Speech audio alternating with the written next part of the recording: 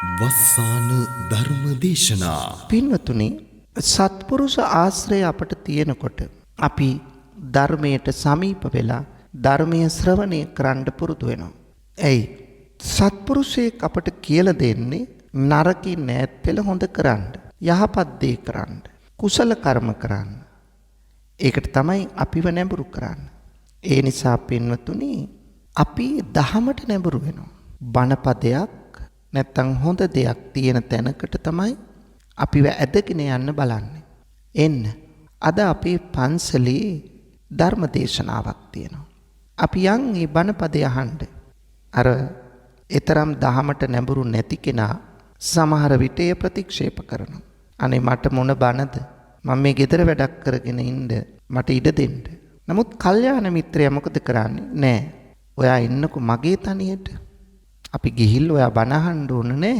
මාත් එක්ක ඉඳගෙන ඉඳලා අපි ටික වෙලාවක් ඉඳලා එමු.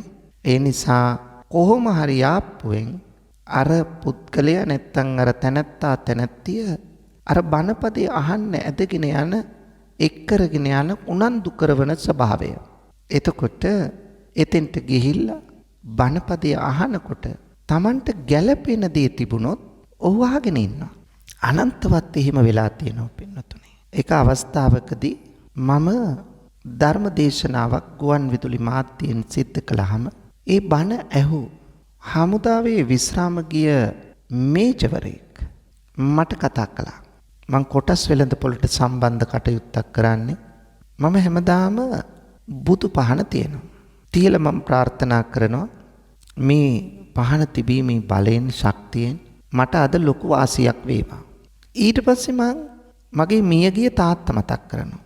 තාත්තා මතක් කළා තාත්තට පින් දීලා හිතනවා තාත්තා කොතනක හරි ඉන්නවනම් මම දිහා බලලා මට පිහිට වෙලා මගේ මේ කටයුත්තෙන් මට වැඩි වාසි ලබා දෙන්න.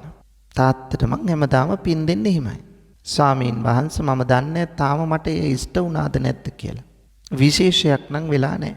මෙන්න මේ වැරදි ප්‍රාර්ථනා දෙක මං අද හදාගත්තා. ස්වාමීන් වහන්සේ ප්‍රකාශ කළා එහෙම ප්‍රාර්ථනා කළාට වැඩක් නැහැ. එහෙම ලබා දෙන්න බෑ. බුදුරජාණන් වහන්සේගෙන් ලෞකික දේ ඉල්ලලා වැඩක් නැහැ. තාත්තා මිය ගිහිල්ලා අපි දන්නේ තාත්තා කොතනක ඉන්නවද කියලා. ඒ නිසා තාත්තගෙන් එවැනි දේ ඉල්ලලා වැඩක් නැහැ.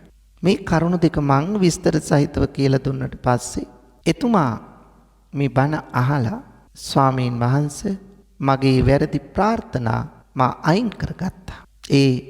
ඒ ධර්ම දේශනාවට පින් සිද්ධ වෙන්න. හාමුදුරනේ ගොඩාක් පින්. මගේ ජීවිතේ තව ටිකක් කල් මං ඔහොම දුරට ගියා නම් බුදුහාමුදුරුත් එක්කත් මං කේන්ති ගන්නවා.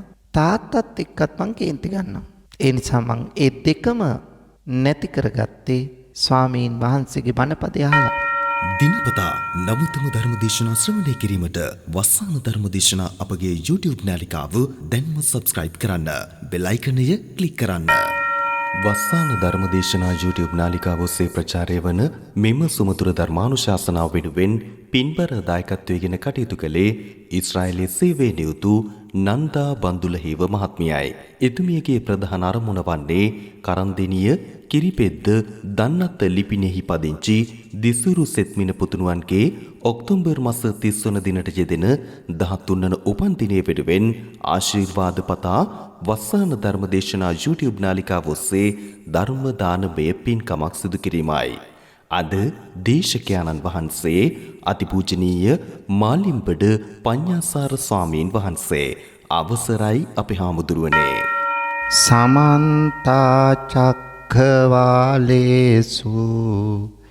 අත්‍රා ගච්ඡන්තු දේවතා සද්ධම්මං මුනි රාජස්ස සුනන්තු සග්ග මොක්ඛදං ධම්ම ශ්‍රවණ කාලෝ අයං බදන්තා ධම්ම ශ්‍රවණ කාලෝ අයං බදන්තා ධම්ම ශ්‍රවණ කාලෝ අයං බදන්තා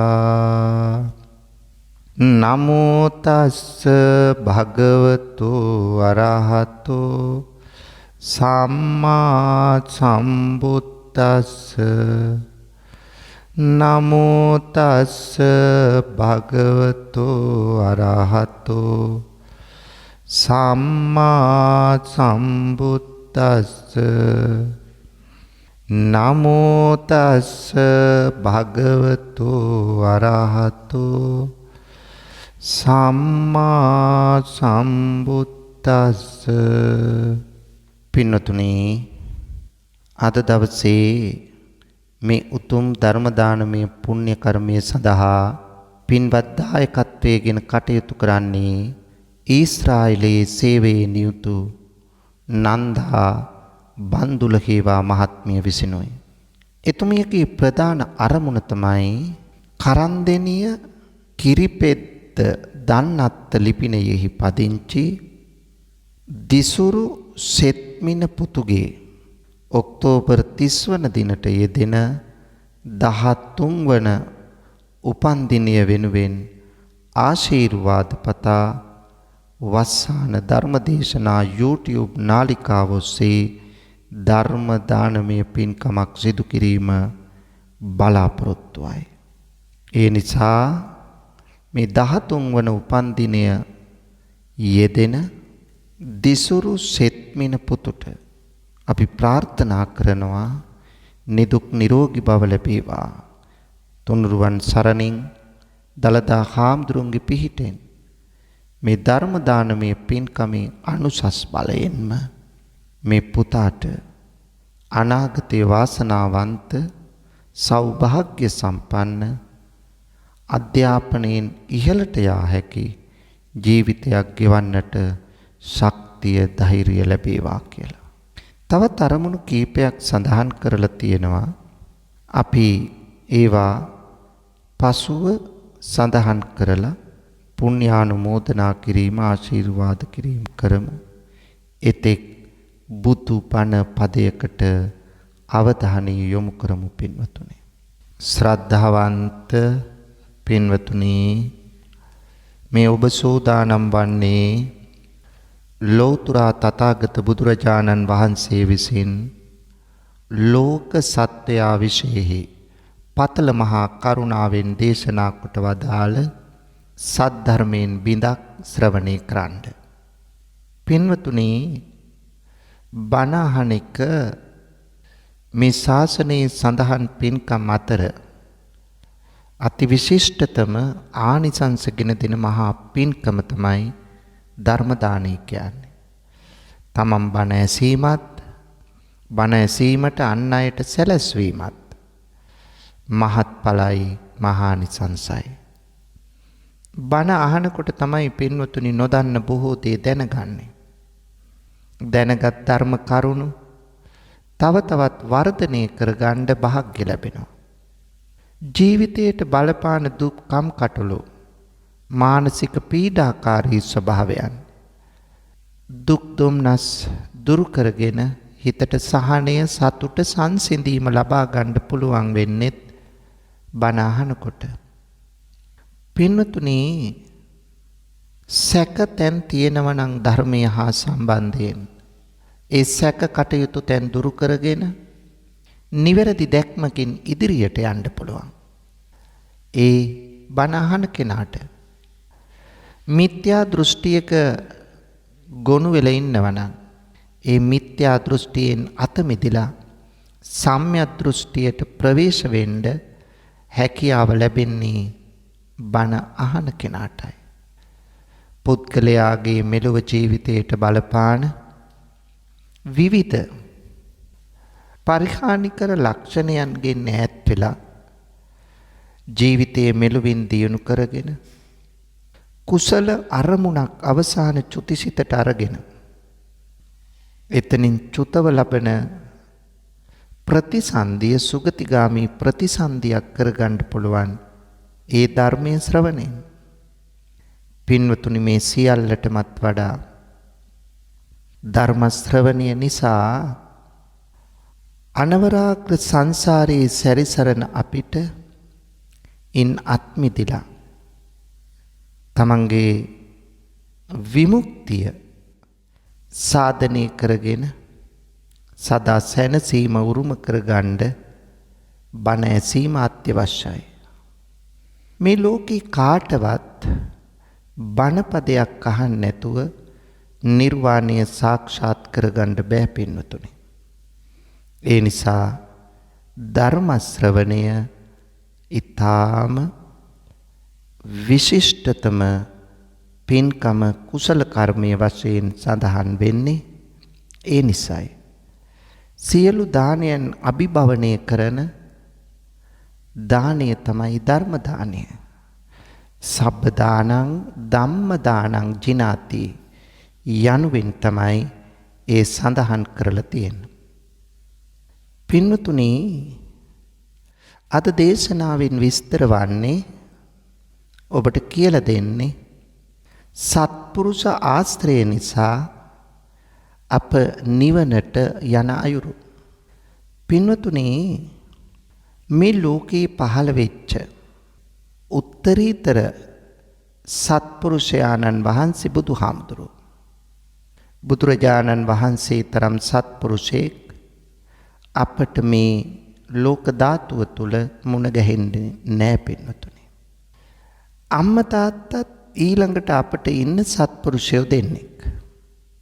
අපව හදලා වඩලා පෝෂණය කරලා ගුණ වර්ධනය කරලා යහමඟ කියලා කරලා දීලා වැරදි මගින් අපිව ඈත් කරලා නිවැරදි මාවතක අපව පිටත් කරන්නට අපමණ කැපවීමකින් කටයුතු කළේ පින්වතුනි අපේ ඔබේ රත්තරන් අම්මයි තාත්තයි දෙන්න. ඒ නිසා සත්පුරුෂයෙක් ආශ්‍රය කිරීම අත්‍යවශ්‍යයි නිවන් මඟ පසක් කරගන්න. කවුද මේ සත්පුරුෂයා කියලා කියන්නේ? සත්පුරුෂයා කියලා කියන්නේ පින්වතුනි අපට දුකක් දැනෙනකොට අප ළඟ ඉන්න සතුට සමසේ භුක්ති විඳින්නට ඉදිරිපත් වන මිතුරා, කල්යාණ මිත්‍රයා. මෛත්‍රිය පුරවාගත් කෙනෙක්. මෛත්‍රී සහගත මනෝභාවයකින් තමයි හැම මොහොතකම කටයුතු කරන්නේ. මෙවැනි ස්වභාවයක් පැහැදිලිවම දකින්න තියෙනවා. කවදාවත් කල්යාණ මිත්‍රයෙක් සත්පුරුෂයෙක් අනුන්ගේ දොස් දකින්නේ නැහැ.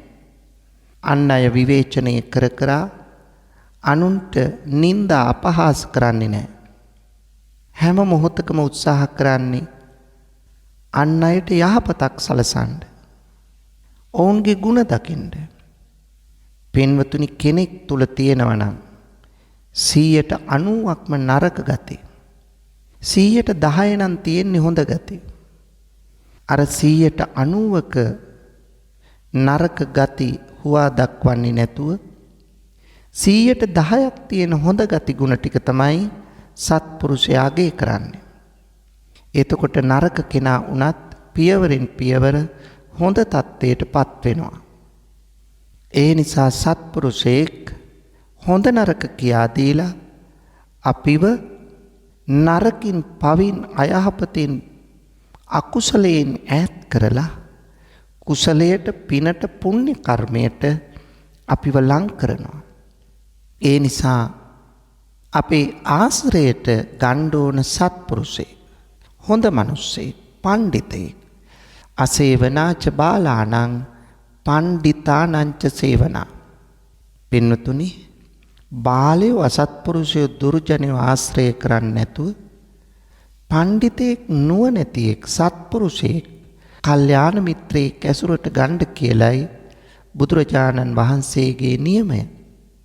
න බජේ පාපකේ මිත්තේ න භජේ පුරිසාදමේ බජේත මිත්තේ කල්යාණේ බජේත පුරිසුත්තමේ.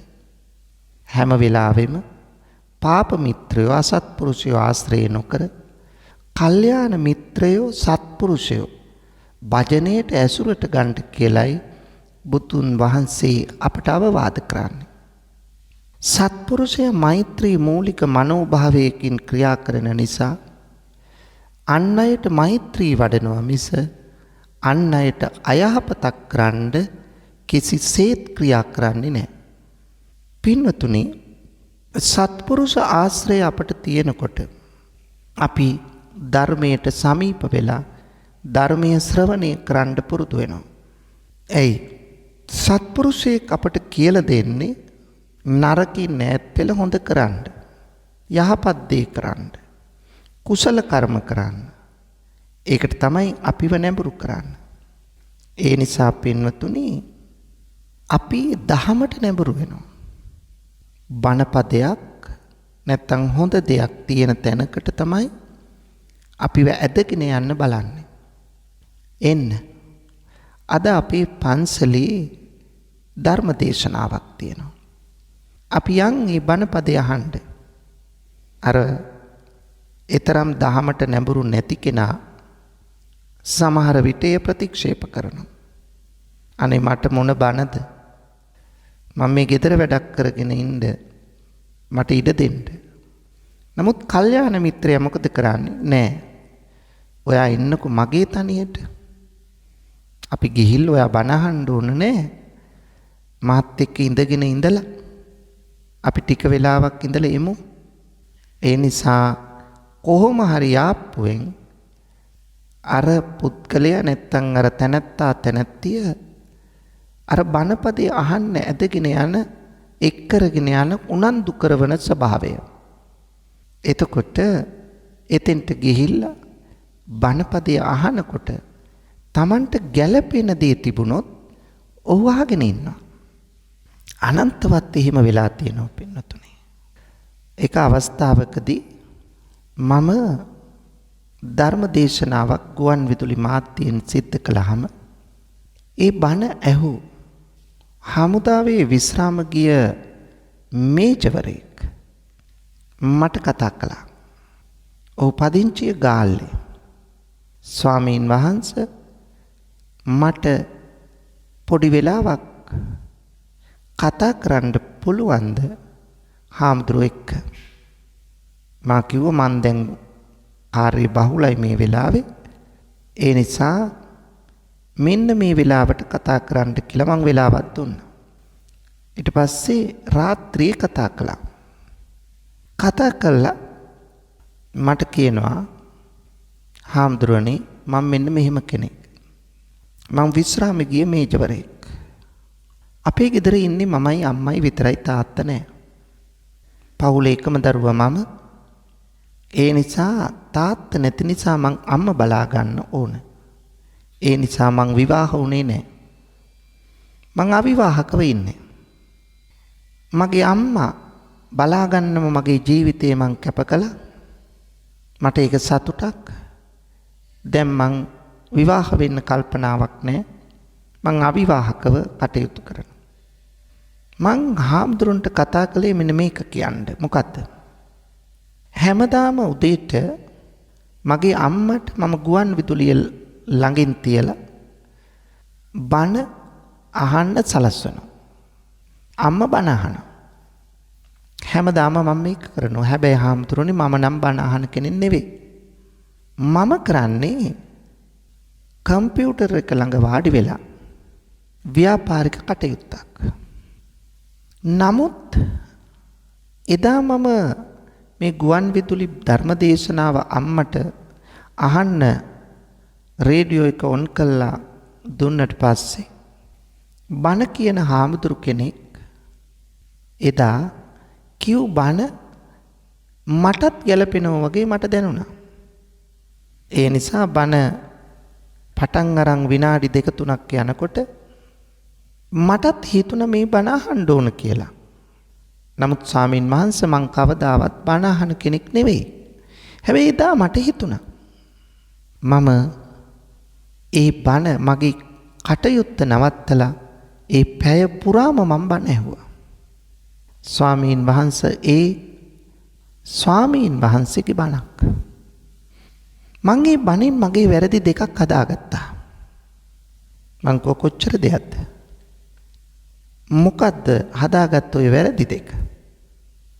ස්වාමීන් වහන්සේ මම කම්පියුටරේ ළඟ වාඩි වෙනකොට මං කොටස් වෙළඳපොළට සම්බන්ධ කටයුත්තක් කරන්නේ. මම හැමදාම බුදු පහන තියෙනවා. තියලා මම ප්‍රාර්ථනා කරනවා මේ පහන තිබීමේ බලයෙන් ශක්තියෙන් මට අද ලොකු වාසියක් වේවා. ඊට පස්සේ මං මගේ මියගිය තාත්තා මතක් කරනවා. තාත්තා මතක් කළා තාත්තට පින් දීලා හිතනවා තාත්තා කොතනක හරි ඉන්නවනම් මම දිහා බලලා මට පිහිට වෙලා මගේ මේ කටයුත්තෙන් මට වැඩි වාසි ලබා දෙන්න. තාත්තට මං හැමදාම පින් දෙන්නේ එහෙමයි. ස්වාමීන් වහන්සේ මම දන්නේ තාම මට ඒ ඉෂ්ට වුණාද නැද්ද කියලා. විශේෂයක් නම් වෙලා නැහැ. මෙන්න මේ වැරදි ප්‍රාර්ථනා දෙක මං අද හදාගත්තා. ස්වාමීන් වහන්සේ ප්‍රකාශ කළා එහෙම ප්‍රාර්ථනා කළාට වැඩක් නැහැ. එහෙම ලබා දෙන්න බෑ. බුදුරජාණන් වහන්සේගෙන් ලෞකික දේ ඉල්ලලා වැඩක් නැහැ. තාත්තා මිය ගිහිල්ලා අපි දන්නේ තාත්තා කොතනක ඉන්නවද කියලා. ඒ නිසා තාත්තගෙන් එවැනි දේ ඉල්ලලා වැඩක් නැහැ. මේ කරුණු දෙක මං විස්තර සහිතව කියලා දුන්නට පස්සේ එතුමා මේ බණ අහලා ස්වාමීන් වහන්සේ මගේ වැරදි ප්‍රාර්ථනා මා අයින් කරගත්තා. ඒ ධර්ම දේශනාවට පින් සිද්ධ වෙන්න. හාමුදුරනේ ගොඩාක් පින්. මගේ ජීවිතේ තව ටිකක් කල් මං ඔහොම දුරට ගියා නම් බුදුහාමුදුරුත් එක්කත් මං කේන්ති ගන්නවා. තාත්තත් එක්කත් මං කේන්ති ගන්නවා.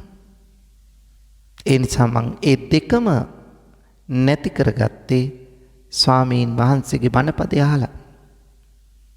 ඒ නිසා ස්වාමීන් වහන්සේ ගොඩාක් පින් කියලා එතුමා මට පුණ්‍යානුමෝදනාවක් කළා. පින්වතුනි ඒකයි මා කියන්නේ දැන් සත්පුරුෂයෙක් අර බණ අහන්න නැති කෙනා පවා බණ අහන්න ඇදගෙන ගිහිල්ලා බණපදයක් අහන්න සැලැස්සුවොත් සමහර විට කවදාවත් බණ ඇහුවේ නැති වුණත් එදා අහන බණ Tamanට ගැලපෙන්න ඉඩ තියෙනවා. ඒ නිසා සත්පුරුෂයාගේ ඒ ක්‍රියාව අතිශය වැදගත්. එතකොට ධර්මයේ ශ්‍රවණය කරනකොට මොකද වෙන්නේ? ධර්මයෙන් අපි දැනුවත්. බණ අහන්න බුදුහාමුදුරුවෝ ගැන, ධර්මය ගැන, සංඝයා ගැන මේ ධර්මයෙන් දැනගන්නවා. බුදුරජාණන් වහන්සේගේ නවරහාදී බුදුගුණ, බුදුහාමුදුරුවන්ගේ ෂඩ් අසාධාරණ ඥාන, චතුරු විශාරද ඥාන, දස බල ඥාන, අෂ්ට පරිශද්ධි අකම්ප ඥාන, මේ ඥාන පිළිබඳව අපි දැනගන්නවා. ඒ විතරක් නෙවෙයි උන්වහන්සේ තුල තියෙන යථාවාදී තථාකාරී ගුණය, අටලෝ දහමින් නොසෙල්වීම ඉවත් ආදී ගුණය, නිහතමානීත්වය, මහා කරුණාව, මහා ප්‍රඥාව, චිත්ත ඒකාග්‍රතාව වැනි ගුණ පිළිබඳව අහන්න අපි තුල බුදුහාමුදුරුවෝ කෙරෙහි දැනෙන ගෞරවය, ශ්‍රද්ධාව වැඩි වෙනවා. ඊළඟට පින්නතුනේ බලන්න ධර්මය ලෝකයේ තියෙන ගම්භීරම ධර්මය. එතකොට ධර්මයේ තියෙන ස්වාක්ඛාතතාදී ගුණ දැනගන්නකොට ධර්මයේ පිළිබඳ පැහැදීමත් අපේ වැඩි වෙනවා. ඒ ධර්මයේ දේශනා කරන මහා සංඝයා පිළිබඳවත් අපි තුල ගෞරවයේ ප්‍රසාදය වැඩි වෙනවා. ඒ නිසා පින්වතුනි ධර්මය ඒ තරම් වැදගත්. එහෙනම් ධර්ම ශ්‍රවණයට අපි යොමු වුණේ මොනව නිසාද? සත්පුරුෂ ආශ්‍රය නිසා. ඊළඟට මේ ධර්මයේ ශ්‍රවණය කරනකොට බුදුහාමුදුරුවෝ ගැන, ධර්මයේ ගැන, සංඝයා ගැන දැනගන්න නිසා අපි තුල ශ්‍රද්ධාව වැඩෙනවා. කොච්චර දෙයක්ද පින්නතුනි? ශ්‍රද්ධාව වැඩෙනවා අපි තුල. එහෙනම් බුදුරජාණන් වහන්සේ කෙරෙහි, ධර්මයේ කෙරෙහි, සංඝයා කෙරෙහි ඇතිවන පැහැදීම එන්න වැඩි වෙනවා. ඒ නිසා මේ විදියට අපි තුල ශ්‍රද්ධාව වැඩි වෙනවා. මොන ශ්‍රද්ධාවද වැඩි වෙන්නේ? ඔය විවහාරේ කතා කරන අමූලික සද්ධා. එනම් මෝඩ ශ්‍රද්ධාව නෙමෙයි. අපි තුල වැඩෙන්නේ ආකාරවතී ශ්‍රද්ධාව හෙවත් ප්‍රඥා ගෝචර විචාරපූර්වක ශ්‍රද්ධාවයි. ඒ නිසා පින්නතුනි ශ්‍රද්ධාව අපේ වර්ධනය වෙනවා. ශ්‍රද්ධාව නැතුව මේ ලෝකයේ කිසිවෙකුට නිර්වාණය සාක්ෂාත් කරන්න බෑ. නිවන් දැකීමේ භාග්‍ය ලැබෙන්නේ ශ්‍රද්ධාවත් එක්ක. ශ්‍රද්ධාව තුලින් තමයි අපි සීලයට යන්නේ. සීලය තුලින් තමයි සමාධියට යන්නේ. සමාධිය තුලින් තමයි ප්‍රඥාවට ලං වෙන්නේ. එසේනම් මේ සීල සමාධි ප්‍රඥා ඔස්සේ අපි තුල ඒ වර්ධනය කරගන්න නම් ඒ ගුණධර්ම වර්ධනය කරගන්න අපට මේ ශ්‍රද්ධාව ප්‍රබල පිටිවහලක් වෙනවා. එතකොට මතක් කළේ ඔබට අපි තුල තියෙන්න ඕන අමූලිකා ශ්‍රද්ධාව නෙමෙයි ආකාරවතී ශ්‍රද්ධාවයි. ප්‍රඥා ගෝචර විචාරපූර්වක බව. එහෙම නැත්තම් අපේ ශ්‍රද්ධාවෙන් ඇති වැඩක් නෑ. අමූලිකා ශ්‍රද්ධාව තිබිලා කවදාවත් සත්‍ය අවබෝධය ලබන්න බෑ. එහෙනම් සත්‍ය අවබෝධය සඳහා අවශ්‍ය වන්නේ ආකාරවතී ශ්‍රද්ධාව. ඒක වරින් වර කලින් කල වෙනස් වෙන එකක් නෙවෙයි. එය නොවෙනස්ව ඉදිරියට පවතින එකක්. ඒ නිසා නොවෙනස් වන අචල ශ්‍රද්ධාවක් ඒක. ඒ නිසා පින්නතුනි ධර්මයේ ශ්‍රවණය කරනකොට අපි තුල වර්ධනය වෙන්නේ ශ්‍රද්ධාවයි. මොන ශ්‍රද්ධාවද? ආකාරවතී ශ්‍රද්ධාවයි. මේ ආකාරවතී ශ්‍රද්ධාව අපි තුල තියෙනකොට පින්නතුනි අපි යෝනිසෝ මනසිකාරයට නැඹුරු වෙනවා. යෝනිසෝ මනසිකාරය කියලා කියන්නේ නුවණින් විමසා කටයුතු කිරීම. නුවණින් විමසීම. දැන් මම මොන චේතනාවකද ඉන්නේ? දැන් මං ගත්ත අරමුණ මොකක්ද? මේක යහපත් අරමුණක්ද? අයහපත් අරමුණක්ද? මේ නිසා මේ හැම මොහොතකම පින්වතුනි අපි කටයුතු කරන්න ඕන මේ යෝනිසෝ මනසිකාරය. මේක ලේසි පහසු කාර්යයක් එහෙම නෙමෙයි. මේක අමාරු අපහසු කාර්යයක්. ඒ උනත් යෝනිසෝ මනසිකාරය අපි තුල තිබුණොත් තමයි අපිට යම් පින්කමක් යම් ධර්මානුකූල ජීවිතයක් හරි හැටියට නියම විදියට ගත කරන්න පුළුවන් වෙන්නේ. එහෙනම් ඒක තමයි අපට අවශ්‍ය. එහෙනම් යෝනිසෝ මනසිකාරය කොයිතරම් වැදගත්ද? මේ යෝනිසෝ මනසිකාරයත් එක්ක පින්වතුනි අපට ඇති වෙනවා චතු සම්පජඤ්ඤය. එතකොට අපි තුල සම්පජඤ්ඤ බව ඇති වුණොත් මේ සම්පජඤ්ඤ කියලා කියන්නේ නුවණ. මනා ලෙස නුවණින් කටයුතු කරන සුළු ස්වභාවය. සම්පජඤ්ඤ කියලා කිව්වේ ඒකයි. එතකොට සතියත් එක්ක සම්පජඤ්ඤේ තියෙනවා නම් සති කියන්නේ සිහිය. සිහියත් එක්ක නුවණ තියෙනවා නම් සිහි නුවණ නිසා අපට බොහෝ දේ කරන්න පුළුවන්. ලෞකික දේ සාර්ථකව එතනින් නවතින්නේ නැතුව ලෝකෝත්තර විමුක්තියට අපට අවතීර්ණ වෙන්න භාග්‍ය ලැබෙනවා. ඒ නිසා පින්නතුනි අත්‍යවශ්‍ය කාරණයක් තමයි සිහිය. සති සම්පජඤ්ඤ සිහිය හා නුවණ. මේ සිහියත් නුවණත් අපට තියෙනවා නම් සිහි නුවණ දෙක තියෙනවා නම් පින්නතුනි අපට පුළුවන් ඉන්ද්‍රිය සංවරය ඇති කරගන්න. අපට තියෙනවා ඉඳුරන් පහක්. ඒ ඉඳුරන් පහ තමයි ඇස කන නාසය දිව ශරීරය. මේ ඉඳුරන් පහ මනසත් එක්ක එකතු වුණාම ෂඩ්ඉන්ද්‍රියක් වෙනවා. අපට ඕන කරනවා මෙන්න මේ ඉඳුරන් පාලනයකට නතු කිරීම. ඒකට කියනවා සන්තින්ද්‍රිය කියලා. ඉඳුරන් සංවර කර ගැනීම. සංවර වූ ඉඳුරන් අපට අවශ්‍යයි. එහෙනම් සංවර වූ ඉඳුරන් සමගින් තමයි අපි කටයුතු කළ යුතු වන්නේ.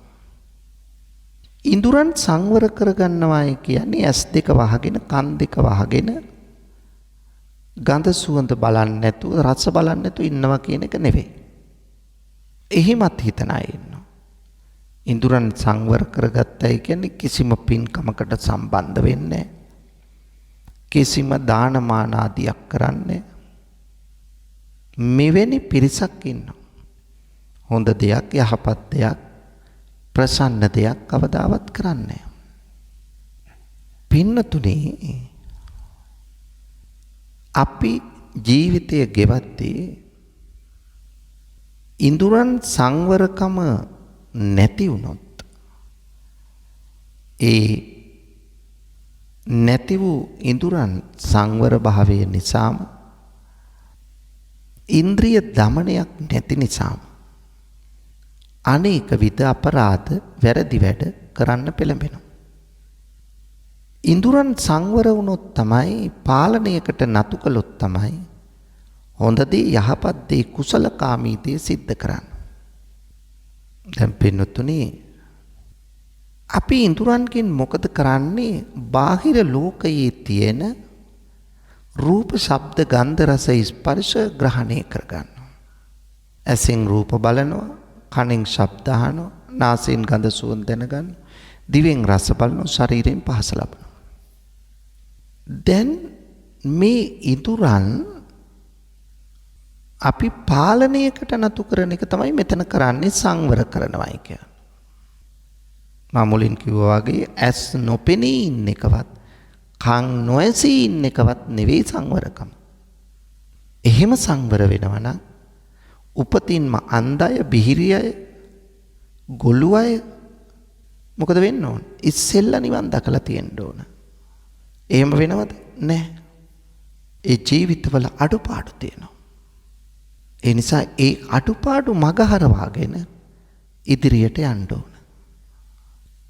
ඒ අඩුපාඩු මගහරවා ගනිමින් ක්‍රියා කිරීම තමයි අපි කළ යුතු දේවන්නේ. ඒ නිසා පින්නතුනි අපි කළ යුතු ක්‍රියාව ඉඳුරන් සංවර කරගෙන රූප පසුපස, ශබ්ද පසුපස, රස පසුපස හඹා යන්නේ නැතුව අවශ්‍ය විදියට ක්‍රියා කරන එකයි තියෙන්නේ. පාලනයක් ඇතුව. පාලනයක් නැතුව ක්‍රියා කරන එක නෙවෙයි කළ යුතු වන්නේ. පාලනයක් සහිතව ක්‍රියා කරන එකයි. ඒ නිසා පාලනයකින් යුක්තව කටයුතු කරන එක තමයි අපි සිදු කරන්න ඕන. අනේක තමයි ඉන්ද්‍රිය සංවරය කියලා කියන්නේ. ඉන්ද්‍රිය අසංවර වුණොත් අපි ගන්නා අරමුණු ඒවට බැඳීම් එන්න වැඩි වෙනවා. දැන් පින්නතුනි ඇසෙන් රූපයක් බලලා මනසේ ඇති කරගන්නව චේතනාවක්. ඒ චේතනාවට කියනවා ඇස මුල් වී ඇති වෙන නිසා චක්කු විඥානය කියලා.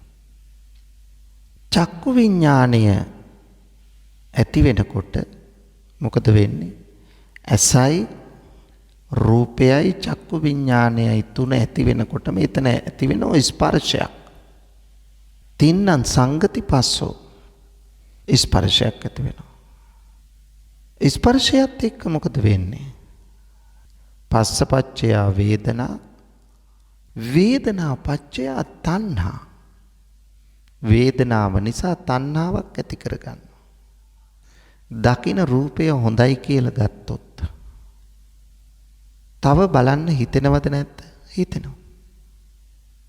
එහෙනම් මේ ස්පර්ශයෙන් වෙන්නේ මොකද්ද? සුඛ වේදනා, දුක්ඛ වේදනා ආදී ඇති වෙන එකයි. වේදනාවත් එක්ක සුඛ වේදනාවක් නම් ඒකට තණ්හාවක් ඇති වෙනවා.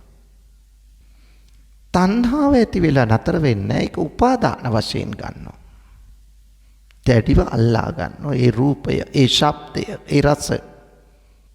ඒ නිසා ඉන්ද්‍රයන් සංවර වීමක් අවශ්‍යයි කිව්වේ ඒකයි. ඉන්ද්‍රයන් සංවර කරගන්නකොට පින්වතුනි අපට ලැබෙනවා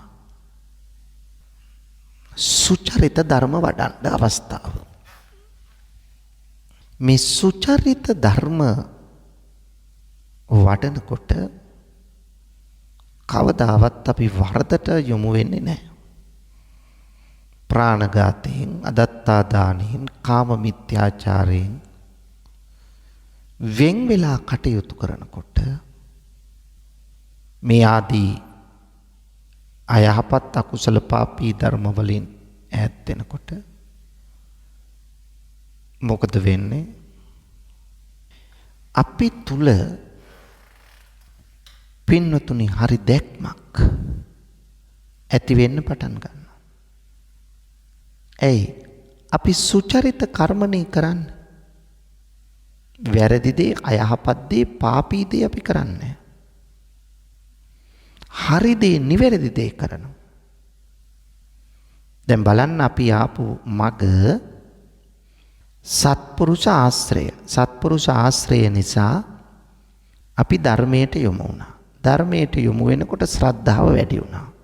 ශ්‍රද්ධාව ඇති වෙනකොට අපි තුල යෝනිසෝ මනසිකාරය වැඩුණා.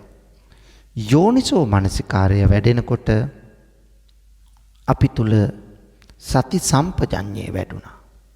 සති සම්පජඤ්ඤය නිසා අපි තුල වැඩෙන්න පටන් ගත්තා ඉන්ද්‍රිය සංවරය.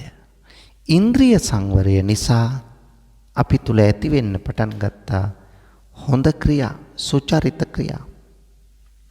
මේ සුචරිත ක්‍රියා අපි තුල ඇති වෙනකොට ඊළඟට අපි సంతානිය තුල වැඩෙනවා මොනවද? සතිපට්ඨානය. සති කියන්නේ සිහිය, ප ဋ ාහන කියන්නේ පිහිටුවා ගැනීම. සතිපට්ඨාන කියන්නේ සිහිය පිහිටුවා ගැනීම. සිහිය පිහිටුවා ගන්නා ආකාර ගැන මේ සතිපට්ඨාන සූත්‍රයේ ආකාර 4ක් පිළිබඳව දේශනා වෙනවා. ඒ මොනවද? කායානුපස්සන, වේදනානුපස්සන, චිත්තානුපස්සන, ධම්මානුපස්සන. මේ සතර සතිපට්ඨානෙම කියන්නේ ඇත්තටම සිහිය පිහිටුවා ගැනීම ගැනයි. දැන් මෙහිදී අවධාරණීය වන කරුණු 3ක් තියෙනවා. ඒ තමයි ආතාපි, සම්පජානෝ, සතිමා. ආතාපි කියලා කියන්නේ පින්වතුනි වීර්යය. අපට වීර්යය නැත්තම් මේ ගමන යන්න බෑ. වීර්යය අත්‍යවශ්‍යයි. එහෙත් වීර්යය තිබුණත් අනවශ්‍ය ලෙස වීර්යය වැඩිමත් හොඳ නැහැ. ඒකත් සිත වික්ෂිප්ත වීමට හේතු වෙනවා. එහෙනම් මධ්‍යස්ථ භවෙන් යුක්තව අපි තුල වීර්යය තියෙන්න ඕන. වීර්යෙන් උත්සාහයෙන් තොරව කිසි දිනක අපට අපේ ඉලක්ක ජයග්‍රහණය කරන්න බෑ. ඉලක්ක ජයග්‍රහණය කිරීමේ වාග්ය ලැබෙන්නේ වීර්යයත් එක්ක. ඒ නිසා කිව්වේ ආතාපි උත්සාහය අත්‍යවශ්‍යයි. ඊළඟට සම්පජානෝ නුවණින් මෙනෙහි කිරීම, කටයුතු කිරීම ඒත් අත්‍යවශ්‍යයි. සතිමා සිහියෙන් ක්‍රියා කිරීම අවශ්‍යයි. මෙන්න මේ විදියට අපි කටයුතු කරනවා නම් අපිට මේ සතර සතිපට්ඨානය වඩන්න පුළුවන්. ධර්මයේ ශ්‍රවණය කරනකොට ධර්ම සාකච්ඡා කරනකොට එතකොට තමයි අපි භාවනාවට ලං වූ මිනිසුන් වෙන්නේ. ඒ නිසා ඒ විදියටයි අපි ක්‍රියා කරන්න ඕන. පින්වතුනි, කායානුපස්සනාව ගත්තොත් ඒක නැවතත් කොටස් 6කට බෙදෙනවා ප්‍රධාන වශයෙන්. ආනාපාන සති ඉරියාපත චතු සම්පජඤ්ඤ පටික්කුල මනසිකාර ධාතු මනසිකාර නවසීවතික කියලා. එතකොට නවසීවතික කියලා කියන්නේ එතන කොටස් 9ක් තියෙනවා. 9යි මුල් 5යි 14යි. එතකොට භාවනා අරමුණු කායානුපස්සනාවට සම්බන්ධ 14ක් තියෙනවා. ආනාපාන සතියෙන් තමයි පටන් ගන්නෙ. හුස්ම ගැනීම, හුස්ම පිට කිරීම. මෙහිම සිතමින් කරන භාවනාවක්. දැන් සමත භාවනාව හඳුන්වනවා චිත්ත භාවනාව කියලා. චිත්ත භාවනාව කියලා කියන්නේ සිත දියුණු කරලීමේ භාවනා ක්‍රමය. ඒක තමයි චිත්ත භාවනාව. ඒ නිසා චිත්ත භාවනාව පළමුව වැඩිම අතිශය වැදගත්. ඊළඟට අපි ඇති කරගන්න ඕන පඤ්ඤා භාවනාව. පඤ්ඤා භාවනා කියලා කියන්නේ ප්‍රඥාව වැඩි කරන ලබා දෙන භාවනාව. ඒක තමයි විදර්ශනා භාවනාව. මේ විදර්ශනාවට අනුව කටයුතු කිරීම. දර්ශනය දකිනවා, විදර්ශනය හොඳින් දකිනවා. ලෝකය හොඳින් දකින්න තමයි මේ උත්සාහ කරන්නේ. ඒකට සිහිය පිහිටුවා ගන්න ඕන. පින්වතුනි, ආනාපාන සතිය ගත්තාම ආන කියන්නේ හුස්ම ගන්නවා, අපාන කියන්නේ හුස්ම පිට කරනවා. ආන අපාන ආනාපාන හුස්ම ගනිමින් හුස්ම පිට කරමින් කරන භාවනාව. දැනුත් අපි නොසිතුවත් හුස්ම ගන්නවා, හුස්ම පිට කරනවා. අන්නේ කල්පනාවෙන් කළ යුතුයි කියලා මෙහිදී කියනවා. කල්පනාවෙන් කළයි කියලා මේ භාවනාවට උජුං කායං පනිදාය පරිමුඛං ඍජු කයක් ඕන. බෙල්ල කෙලින් හිස කෙලින් තියෙන්න ඕන. මේ භාවනාව කරන්න නිශ්ශබ්ද තැනක මේ භාවනාව එතකොට කරගෙන යන්න පුළුවන්. ආනාපාන සති ඒක හුස්ම රැල්ල පිළිබඳව හිතන්න. හිතමින් ඒ භාවනාව කරන්න පුළුවන්. ඉතින් එතනින් පටන් ගත්තාම දිගටම මේ භාවනාව කරගෙන යා යුතුයි. එතකොට සිහිය පිහිටුවාගෙන ආනාපාන සතිය වඩලා ඊළඟට ඉරියව් භාවනාවක් වඩන්න පුළුවන්. සම්පජඤ්ඤ භාවනාවක් වඩන්න පුළුවන්. ඊළඟට පිළිකුල් භාවනාව වඩන්න පුළුවන්. මේ ආදී වශයෙන් කරලා තවත් ඕනනම් මලමිනියක් ඒ අවස්ථාවේ සිද්ධ වන දේ. එතකොට අර යථාර්ථය වටහා ගැනීමේ අවස්ථාව භාග්‍ය ලැබෙනවා පින්නත. මේ తත්වය තමයි අපි වටහා ගන්න ඕන. ඒ తත්වය වටහා ගත්තොත් අපට ජීවිතේ ජය ගන්න අමාරු වෙන එකක් නෑ. ඒ නිසා ජයග්‍රාහී ජීවිතයකට අත්‍යවශ්‍ය වන්නේ භාවනාව. දැන් සතර සතිපට්ඨානය වඩපු කෙනාට ලං වෙන්න පුළුවන් සත්ත බොච්චංගවලට. සති, ධම්මවිචය, විරිය, පීති, පස්සද්ධි, සමාධි, උපේක්ඛා. මෙන්න මේ බොච්චංග ධර්ම වඩන්න පුළුවන්. දැන් බලන්න පින්නතුනි අපි නිවනට සමීපද නැද්ද කියලා. මෙතෙන්ට එනකොට නිවනට සමීපයි. ඒක තමයි අපි තුල වෙන්න ඕන දේ. ඒ නිසා ඔබත් උත්සාහ කරන්න ඕන නිවනට සමීප කෙනෙක් වෙන්න. ඒකට සත්පුරුෂ ආශ්‍රයෙන් පටන් අරගෙන මේ කිව් පිළිවෙල ඔස්සේ ඔබ ගියොත් ඔබට නිර්වාණය වැඩි ඈතක නෙවෙයි. ඒ නිසා උත්සාහ කරන්න සත්පුරුෂ ඇසුරකින් නිවනට යන්න. අද මේ උතුම් ධර්ම දානමය පුණ්‍ය කර්මයේ සදැහැති දායකත්වයෙන් කටයුතු කළේ ඊශ්‍රායලයේ සේවයේ නියුතු නන්දා බන්දුලහේවා මහත්මිය විසිනුයි. එතුමියගේ ප්‍රධාන අරමුණ කරන්දෙනිය කිරිපෙද්ද දන් අත්ත ලිපිනයෙහි පදිංචි දිසුරු සෙත්මින පුතුගේ ඔක්තෝබර් 30 වන දිනට යෙදෙන 13 වන උපන්දිනය වෙනුවෙන් ආශිර්වාද පතා වස්සාන ධර්මදේශනා YouTube නාලිකාව ඔස්සේ ධර්ම දානමය පින්කමක් සිදු කිරීම. සෙසු අරමුණු සඳහන් වෙනවා. පින් අනුමෝදන් කරන්න බලාපොරොත්තු වෙනවා.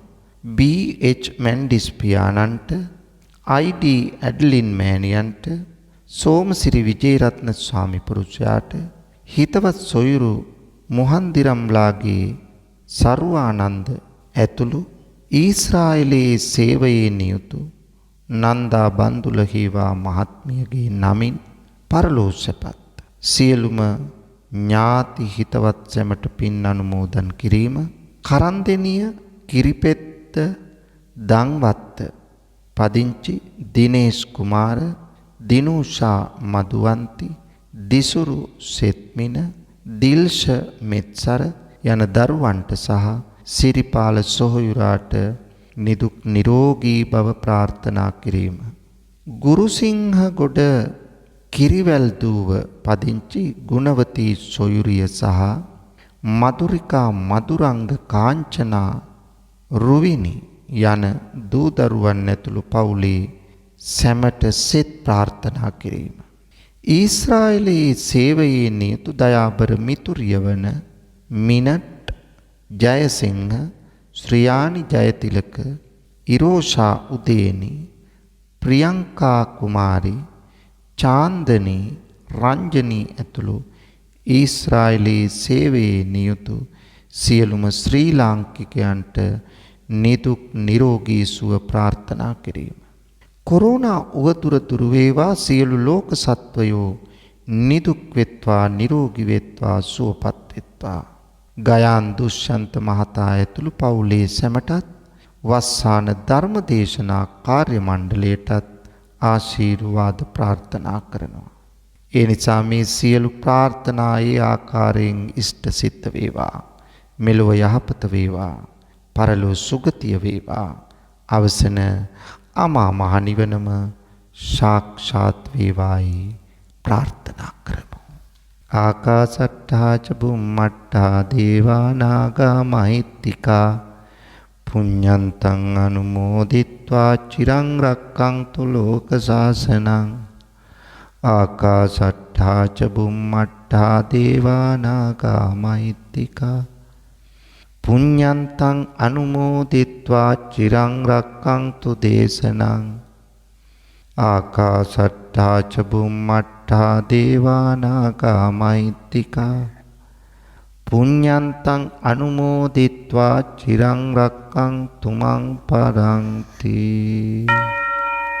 වස්සාන ධර්මදේශනා YouTube නාලිකාව ඔස්සේ ඔබ ඒ ශ්‍රවණය කළේ කරන්තෙනිය කිරිපෙද්ද දන්නත්ත ලිපිනයෙහි පදිංචි දිසුරු සෙත්මින පුතුගේ ඔක්තෝබර් 30 වන දිනට යෙදෙන 13 වන උපන්දිනය වෙනුවෙන් ආශිර්වාද පතා වස්සාන ධර්මදේශනා YouTube නාලිකාව ඔස්සේ සිදු කළ ධර්ම දානමය පින්කමයි.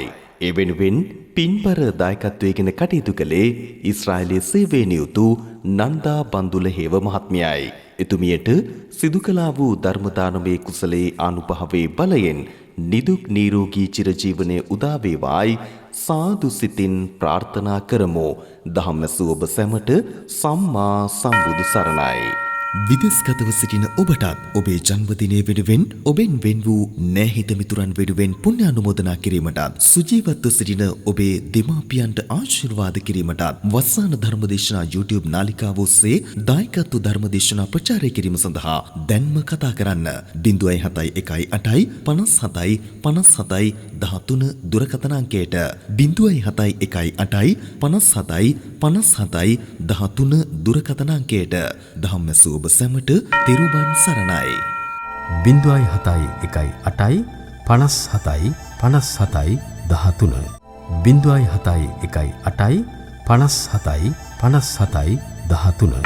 වස්සාන ධර්මදේශනා දිනපතා නවතම ධර්මදේශනා ශ්‍රවණය කිරීමට වස්සාන ධර්මදේශනා අපගේ YouTube නාලිකාව දැන්ම සබ්ස්ක්‍රයිබ් කරන්න.